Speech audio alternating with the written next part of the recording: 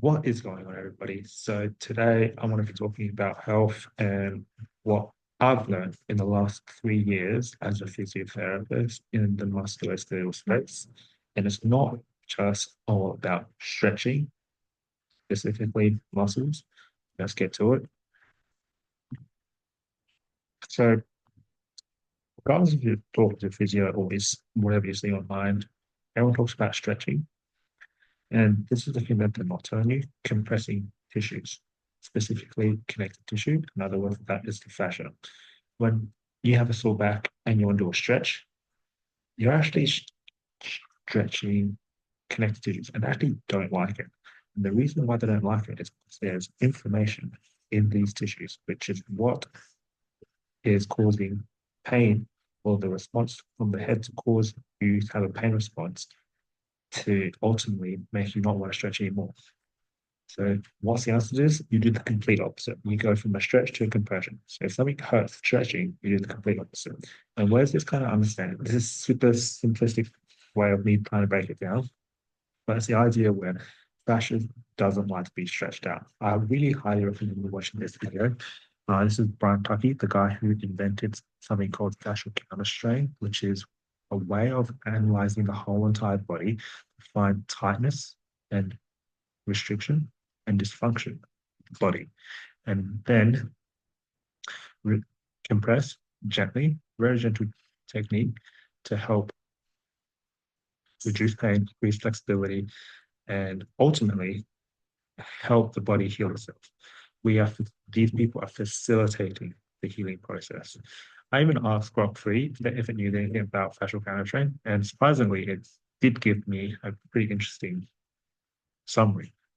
I'm pretty surprised because this type of technique is quite new. I definitely do it in my practice, and it's essentially a type of manual treatment that any hands-on manual therapist use to reduce tension in the fascia. When you reduce tension, it decreases inflammation and increases your range of movement and reduces your uh, pain response.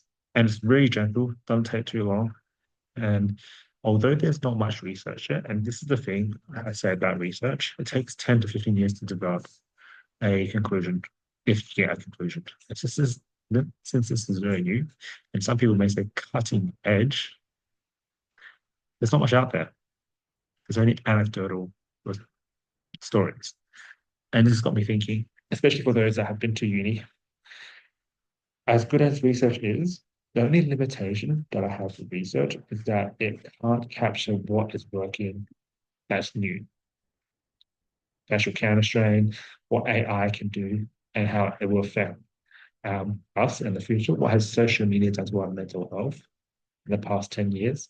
I mean, only that has started proving some stuff after heat of data. But I bring this back to the point of everyone who's working, doing remote work, and sitting down for at least 2 or more hours. You're going to feel some tension. For me, it's my left hip and my back. And whenever you guys do feel this, if you've gotten to this far of the video, it means that your tissue or your fascia has gotten tight. So stop with the thinking about muscles being tight. We have to go real deep. Okay. So since the creation of social media, everyone's getting into fitness, which we all love. But as things keep developing and developing, we need to start to understand more about our body and have a new baseline of that understanding. Before we didn't know smoking was bad, now we know it's bad. Before we didn't know how bad exercise, how no one does exercise, everybody almost does exercise now, and how good it makes you feel. Now it's time to step it up a notch even more. Don't think anyone's going to be listening to this, but if hypothetically we live in a world where people understand how the fascia works, just baseline, I know what fascia is, I know what it does. I actually know how to treat some stuff, like I'm stretching up my calf muscles or my shoulder muscles. That will be game changer. That will save so much money in the health system if people knew how to do basic identifying where the fascia is, just like how people can understand how to stretch a muscle, like if they taught that at school.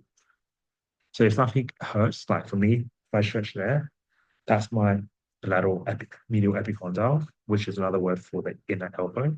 If I just compress there and hold in there, I can feel a pulse. And I've been trying to figure this out for the last 2 years. But that is a therapeutic pulse.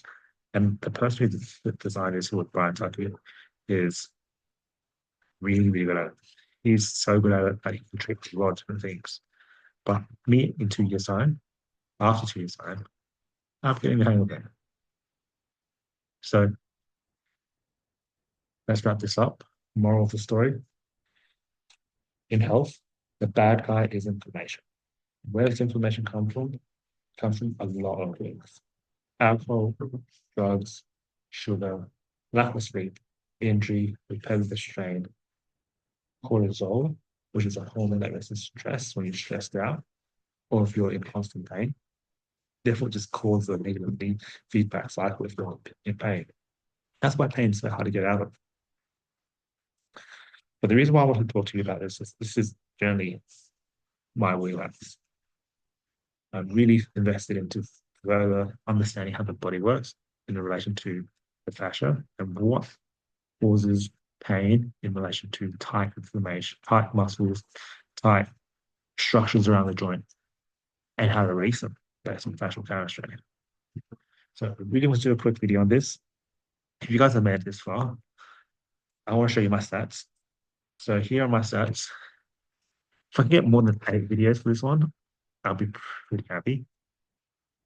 20 is my best in the month of March.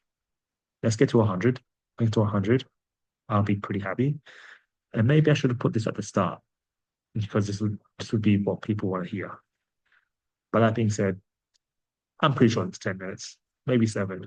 But I wanted to record this video because I'm trying to get to 20 videos this month. And I'll see you guys in the next one. Peace.